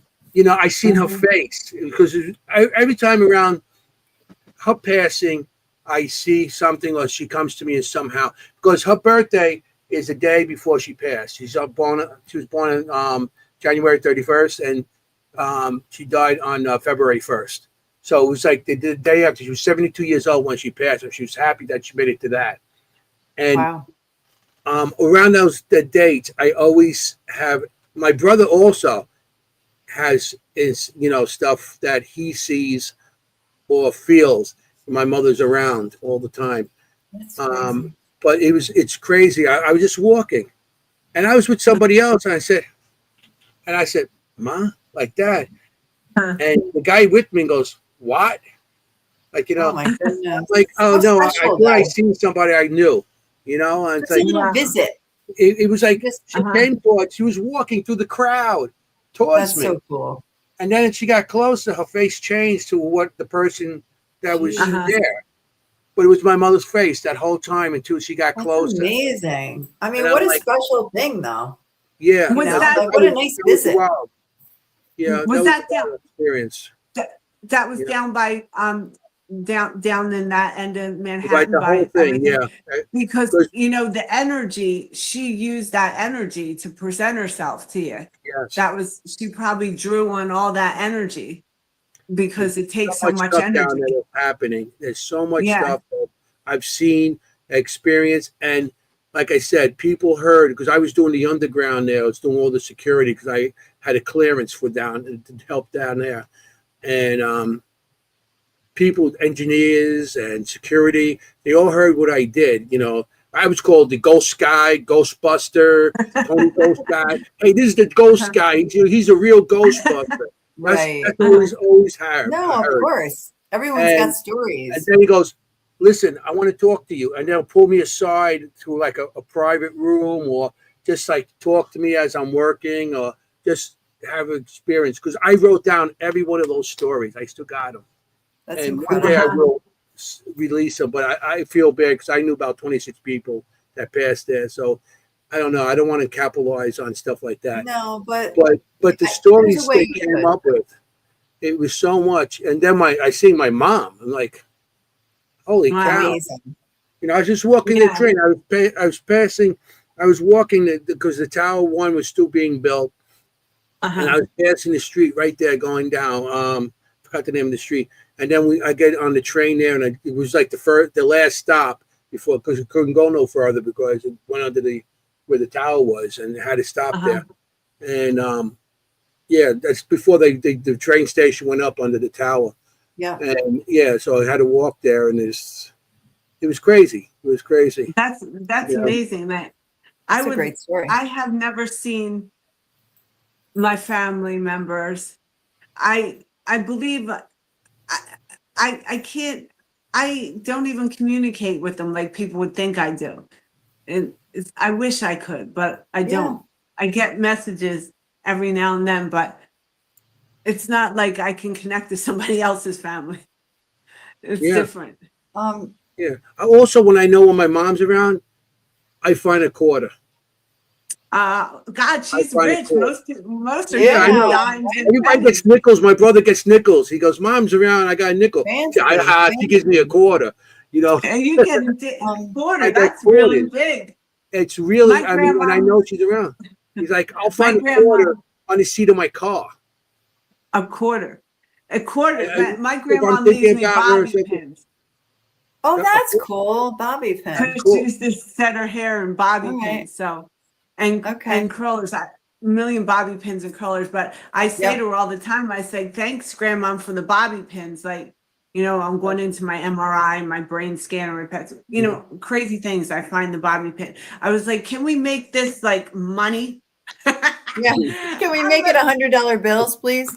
Yeah, no, exactly. Great for the bobby pins, Grandma. But let's up this a little bit. Up it a little bit. My brother I know gets we've got about 15 minutes, but you guys, I don't mean to interrupt you, but we have such good people in chat and they have good questions for you. So we like to let chat people ask you questions. If that okay? Is that okay? I can't see them, but so you're gonna read my So no, it's all good. So they're just they're having such a good time tonight listening to you and they're so interested. So we love the interaction, with your listeners. And you love that too, right? With the call-in show and stuff. Yeah, I love it. There's two questions. Here's the first one. How can we know if someone has their regular soul or a filler soul? How do you see that? What's the difference that you see? Oh, I can clearly see it. So, I mean, I'm just trained. It's like a job. You know what I mean? Like, your Anthony knows his wires. You know what I mean? Right. Like, I just can tell they're just, but just to give a brief over, like, it's almost like they had a frontal lobotomy. Oh. Like, it's hard. And when you look in their eyes, it's just like a dark hole. Like not there. Yeah. It's just blank. And they just, some people will marry these filler souls, but they don't have any engagement. Like people would call them like high, maybe on the autism scale or something, but they're filler souls. You're never going to get that empathy. You're never going to get that interaction. They're here to perform something. Most people that no matter what level of a soul, you just say you're a baby soul here, baby soul. Right. Unless you got some mental disabilities or something's wrong, you're probably not going to marry a filler soul or be engaged with a filler soul. They're here to take up space or fill in for something, or it's like they're not really human almost. Right. So you're not going to be attracted to that, in other words. Like you're going to know intrinsically, you're just going to know. Yeah, you're just going to say something's not right. But, they're out there. They're out there. And a lot of them do. They have instinctual behavior. So, you see the psychopaths and the sociopaths. A lot of them are filler souls. They don't have a real soul. It's different. They're just sat down here going wild. They don't have any. We are tied to the spiritual world, and everyone's got their different spiritual thing, but I'm tied to the heavenly realm, the kingdom. And a lot of people, most people are. So we have a hierarchy. These filler souls, they don't have that to answer to. Yeah. They're here. They're just there. Here. Just wow, this is fascinating. I never even heard of this. I mean, but now that you say it, it makes sense. I just remember just when I first started noticing filler souls was New York, because there were people I just was staring at their eyes going, oh my God, there's like no one in there. There's no one in there. Like they're there and, they might be holding down jobs but they're so mechanical. It's almost like they're robot-like and they're smart. A lot of them are really smart because they learn. Just think of them as a robot, they learn. That's crazy because I agree that I think now that you explain that, I've never heard of it, but now that you explain it, I can picture it. Like, I think I've met people like that, kind of thing. So I think a lot of people would say that. So that's great. If they laugh, another telltale sign of filler soul, how they'll just, their emotions are different. Different. But I mean, it would take someone like you to really be able to tell the subtlety, because there are also people who have issues, where they're not as emotional or, But in the city, I you said you see them in New York, but in the city, I guess we're so programmed that we don't even realize it anymore. Yeah, right. I was raised in the city over here. I don't. Now I'm going to be looking. Now I'm going to be like, ooh, is that I'm going to be looking. Hey, you got a filler soul. Hey, what's wrong, man? You got to find your soul. What's going on? You got Well, no it's safe hope. to say that it's not us. No, safe to say. no, but you'll know, no. like, you don't really have to have, the gifts that I have or anyone Right. has a gift. You just need some intuition, man. Yes, And I have you'll no pick them gifts. out. None of those gifts. Well, but you I do. can You totally see really what you're do. saying. Everybody, I used to teach psychic school. Everyone's got a little something. It's like Venus and Serena. Like, we can all learn to hit the tennis ball, right? But are we going to be a Venus? There's just levels. That's all. Just I levels gotcha. to Well, it. then my level would be really low. But what about you're there's one more question that we had much earlier, and it's out of context from what we're talking about now, but it's important. Have you ever helped find a missing person? I would love to do that. Would you? Because I've done it on my own, sitting in my living room and here's stuff, or like this. I'll watch some documentaries and stuff, and before I'll know. But I'm actually really good at finding missing people, and I'll take notes of it and then check it out. But some detectives should use me because I'm really good at it. See, Mary Beth is the one who asked, and she's like, "Oh, please." She's the one who asked, and so Mary Beth, get in touch with her on her website for sure. We'll tell you how to get in touch with her. Yeah, because so I do love that, and I love it. I'm really good at finding lost pets too. I've helped a lot of pets. So that's something like I don't get nervous like when it's a pet. That's why I started healing them first, because I can do it. But recently I've been drawn to like some detectives should use me because I could really help. I bet. Well, you should. Yeah. You got like 10 minutes left. Do you want to promote anything in any of your classes or anything you're going to be doing? That. Or like I said, contact with you, emails, website. We can my website or my Instagram. So, my website is www.drginamarie.com. Easy enough. And then I got a bunch of Instagrams. I got, Dr. Gina, Dr. Gina Marie. That's my Instagram. This is my Instagram. You can see it. It's Dr. Gina Marie. Usually that Instagram tells it all, does it all, and tells it all. Then I got Gina from the Block, my regular Instagram. That's people know my real life and what I'm doing. And I got Alley Cat's Angels. That's my non-for-profit that helps people. Well, I have to really put it into motion. Let's just say I formed this. I was, met someone that helped me gift this. And I pray, I'm just getting back into the world again, that I get to the level where I'm able to really work this and do events and stuff and really help people. I really want to help people. So I know that God's going to take me somewhere to be able to do that someday. That's not today, but I do have the non-for-profit, and some people, if they get a session, they'll donate a little bit to it. And for now, these are the Alley Cat's Angels. They're mine. The person was recovering from cancer, but I want to bring other people in, and help them too. It's really my main mission. Like I said, I love talking to spirit. I love cats, working and helping cats, all animals. But if I choose cats. And I love working with all kinds of children, but I have a passion for autistic children. So that's amazing. I have to agree with our audience. You're a very special person, they said, and I agree. I'm going to friend you on Instagram too. I'm a supernatural spectator on Instagram. Yeah. So if I friend you on Instagram, you'll see who it is. And also, can you keep up with us with that not-for-profit, because we can keep advertising it on our Facebook page. Yeah. It's called Alley Cat. You can find it from my website. There's links there. Alley Cat's Angels Germany. He was my little guy that passed away at 17 because first I didn't have money. I was on disability. I couldn't afford all these vets and stuff. I didn't have anyone to take care of him. I was on my own. It was devastating for me.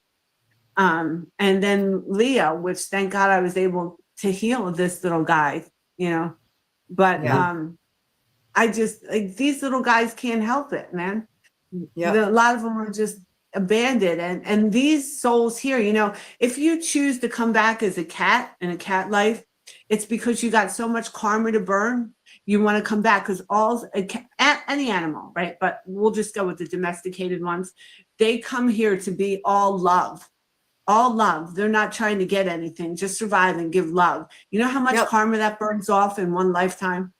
Oh, yeah. So, like, if there's any souls out there, they want to come back and be Gina's cat because now you're burning off souls and you got a good life. You want to be Dr. Gina's cat for sure. We only got 6 minutes left. Oh my so gosh. Okay. We do have to.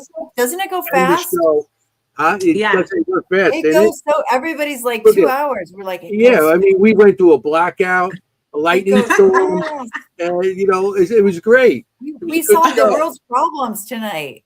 Yeah. We got empty souls out there. We don't know. All right. So I just want to. Boy, the only thing that would make this perfect is if we could end this night with some cannolis. But you know. Oh my God. Okay, Gina, you don't know this, but we have a drinking game on this show. Every time you say cannoli, you have to drink. But we just drink water. But whatever. All right. So. Cheers, the crazy cat lady over here. Crazy cat lady drink. Yes, that's our code word for drink. I mean, it's not really a drink. It's a. You got a crazy cat lady drink. So I'm going to end the show, but don't go nowhere, okay? Yeah, hang we'll on. talk afterwards. Okay. All so right. I want to thank you for coming. This was awesome. Please. We had a great time. Thank you so much. You know what I mean, Jenny was in her glory with the cats and everything. You know. No, it's fascinating. This was a fascinating show. So I knew it would be. Yeah. So I want to thank everybody for showing the audience. You guys had great questions again. Yeah. Thank you, everybody. Appreciate our audience. And without them, we wouldn't be here. Thank you. And thank you very much. I just want to tell everybody that if you're going to go out there to look for ghosts, if you want, you got to be safe. You got to be safe for anything you do because you want to look for ghosts. You want to be a ghost. Ciao, familia. Good night, everybody. Thank you for next week, everybody. Bye. Hey, how you doing?